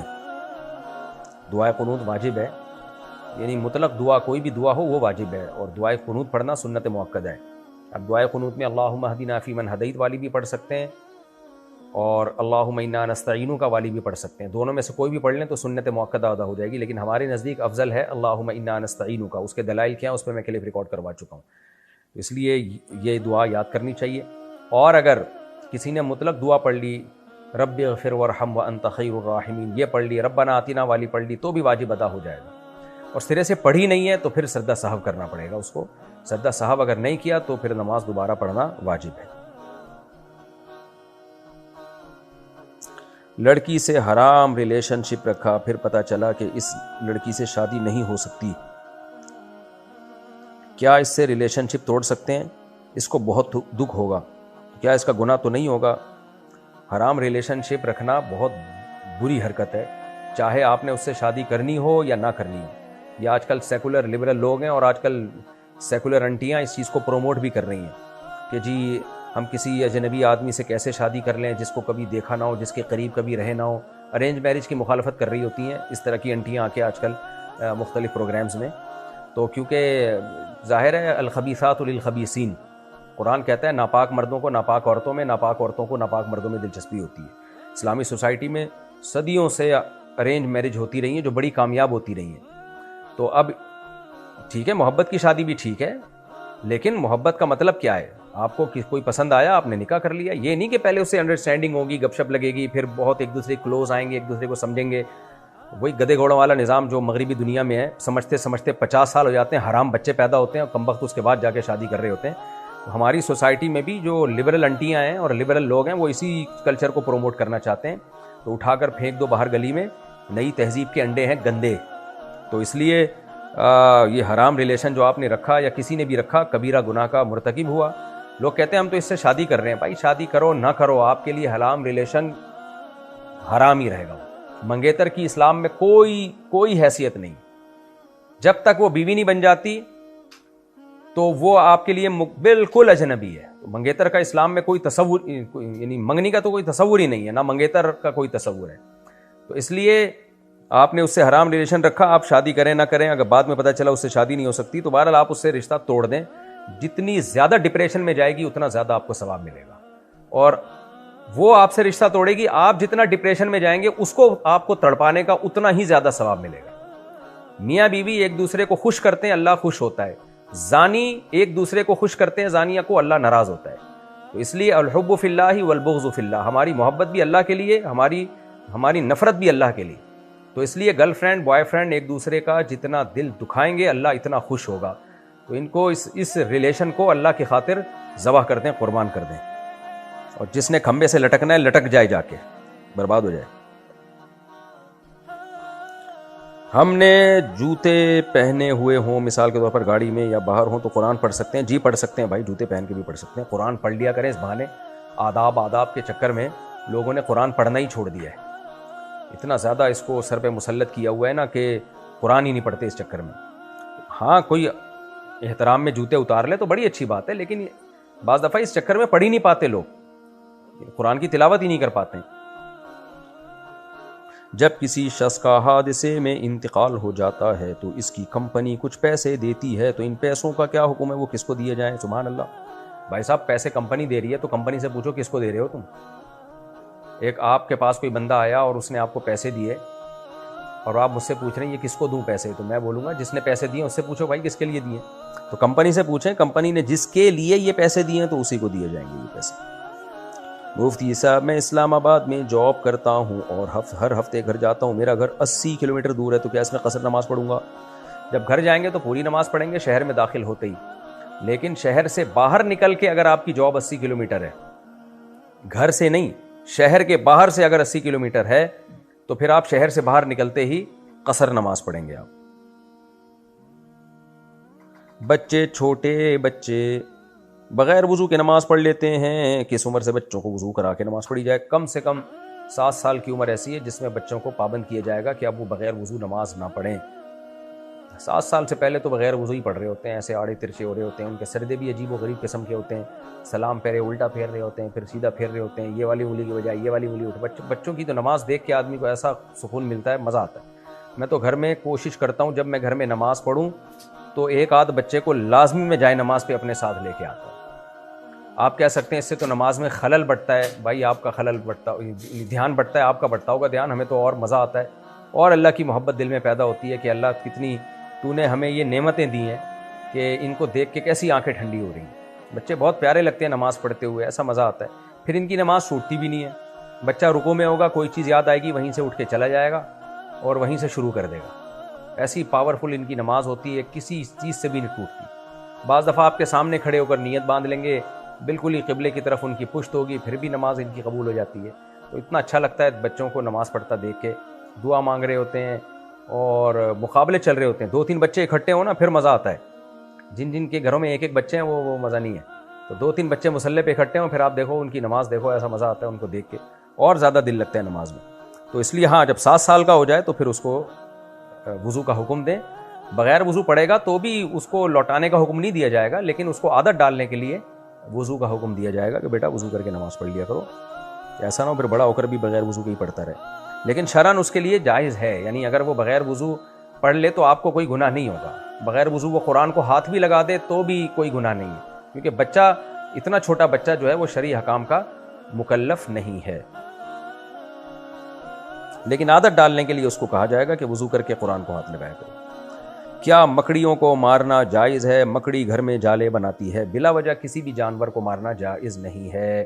چیونٹی تک مارنے سے صحیح مسلم کی حدیث میں منع کیا گیا ہے بلا وجہ.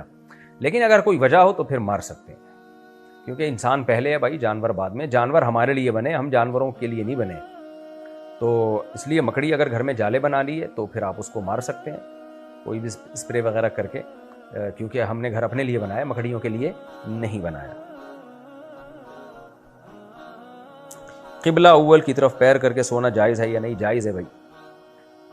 اگر کوئی نماز سورہ فاتحہ کے بعد سورت ملانے میں، اگر کوئی امام سورہ فاتحہ کے بعد سورت ملانے میں تاخیر کرے تو اس کے پیچھے نماز ہو جاتی ہے. شوافع لوگ ایسا کرتے ہیں. امام شافعی کا مسلک ہے کہ سورہ فاتحہ کے بعد امام خاموش رہے گا اور مقتدیوں کو سورہ فاتحہ پڑھنے کا موقع دے گا. باقی تینوں ائمہ کے نزدیک یہ جائز ہی نہیں ہے. تو اس لیے بعض فقہا اس کے قائل ہیں کہ اگر کوئی شافعی امام ایسا کر رہا ہے تو حنفی امام اس کے پیچھے نماز نہ پڑھے. لیکن دوسری رائے بھی ہے، ہماری رائے میں یہ دوسری ہی زیادہ بہتر ہے کہ جو اجتہادی اختلاف فقہا میں ہوا ہے تو اس میں ایک دوسرے کے پیچھے نمازیں پڑھنا پھر بھی جائز ہوگا، بشرطے کہ وہ ائمہ اربعہ سے وہ اختلاف ثابت ہو. عام اسکالرز کے اختلاف کی کوئی شرعی حیثیت نہیں ہے. تو ہمیں ملتا ہے صحابہ کرام تابعین بعض مسائل میں رائے کا اختلاف کیا کرتے تھے ایک دوسرے سے، لیکن پھر بھی ان کے پیچھے وہ نماز پڑھا کرتے تھے. عبداللہ بن مسعود اور حضرت عثمان رضی اللہ تعالیٰ عنہ کا مشہور واقعہ ہے کہ مختصراً بیان کر رہا ہوں اشارتاً کہ عبداللہ بن مسعود کو حضرت عثمان کی نماز پہ اشکال ہوا تھا فقہی لحاظ سے، لیکن پھر بھی آپ نے ان کے پیچھے نماز پڑھی تھی. تو اس لیے اگر کوئی شافعی سورہ فاتحہ پڑھنے کے بعد کافی دیر وقفہ دے تو ہمارے نزدیک یہ جائز عمل نہیں ہے. لیکن چونکہ وہ امام شافعی کی یہ رائے ہے اور وہ بھی ایک مجتہد ہیں تو حنفی ان کے پیچھے نماز پڑھ لے. 1.5 اینٹ کی الگ سے مسجد قائم نہ کرے، کیونکہ امت کا اتحاد اور اتفاق یہ بھی ایک بہت اہم چیز ہے، اس کی بھی ایک اسلام میں ویلیو ہے. تو سب الگ الگ 1.5 اینٹوں کی مسجدیں بنائیں گے تو اس سے تو فرقہ واریت پھیلتی ہے. تو اس بارے میں ظرف کو تھوڑا سا بڑا کرنا چاہیے. ناول پڑھنا جائز ہے یا نہیں ہے؟ ناول میں کیا، اگر بیہودہ چیزیں ہیں تو پھر تو ناجائز ہے، اور اگر بیہودہ چیزیں نہیں ہیں تو پھر ٹائم ویسٹنگ ہے. تو اس لیے ایوائڈ کریں. نبی صلی اللہ علیہ وسلم نے فرمایا من حسن اسلام المرء ترکہ ما لا یعنی. اسلام کی اچھائی یہ ہے کہ انسان لا یعنی چیزوں کو چھوڑ دے. تو گناہ نہیں ہے لیکن لا یعنی ہے، بہرحال اس سے نقصان بہرحال ہوتا ہے. کیا مسلمان مندر یا چرچ وغیرہ میں نماز پڑھ سکتا ہے؟ پڑھ سکتا ہے، لیکن ایسی جگہ جہاں جانداروں کی تصویریں لگی ہوئی ہوں وہاں نماز پڑھنا مکروہ ہے. بلا ضرورت وہاں نماز نہیں پڑھی جائے گی. جہاں مجبوری ہو تو ایک الگ بات ہے. تو چونکہ مندر میں تو بت رکھے ہوئے ہوتے ہیں، یہ تو حرام ہے تصویریں. اور عیسائیوں کے چرچوں میں حضرت مریم کی، حضرت عیسیٰ کی معاذ اللہ فرضی تصویریں لگی ہوئی ہوتی ہیں. تو انا لا ندخل کنائسکم من اجل التصاویر التي المعلقۃ علیہا او کما قال.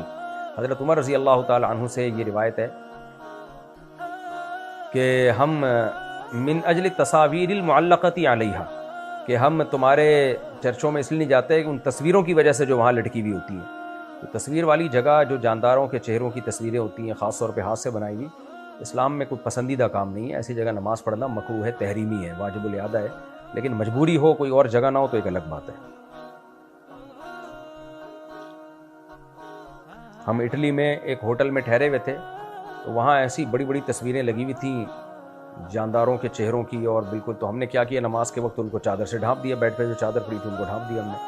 فجر کی نماز پڑھی تو اتنے میں وہ آیا، کوئی جو گورا تھا، جو بھی اٹلی کا بندہ تھا، ہوٹل کا اونر، اس نے ہمیں دیکھا، اونر نہیں یعنی جو بھی ملازمین ہوتے ہیں وہاں، تو وہ اب ہم سے اضافی چارجز لے رہے ہیں۔ ہم نے کہا کس بات کے پیسے بھائی؟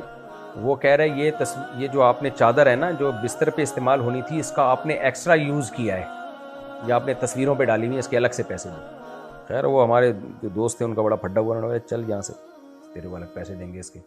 کیا کیا ہم نے، یہاں لٹکائی ہیں، دوبارہ ڈال دیتے ہیں اس کے اوپر۔ اس میں ہمیں اندازہ ہوا کہ بعض لوگ بڑے لچڑ قسم کے ہوتے ہیں، تو اب اگر وہ زبردستی لیتا تو پھر تو مجبوراً پھر ہم ایسے ہی پڑھتے ہیں نا نماز، اگلی ظہر کی پھر ہم ویسے ہی پڑھتے کہ یار یہ تو اس کے بھی الگ سے چارجز لے رہے ہیں۔ تو مجبوری میں جائز ہے، بلا ضرورت جائز نہیں ہے، تصویروں کو ڈھانپ دینا چاہیے۔ لیکن یہ وہ تصویریں جو دیواروں پہ لٹکی ہوئی ہوتی ہیں، اگر اخباروں کی تصویریں جو ایسے ہی پڑی ہوئی ہوتی ہیں، ان کے ہوتے ہوئے بہرحال نماز ہو جاتی ہے۔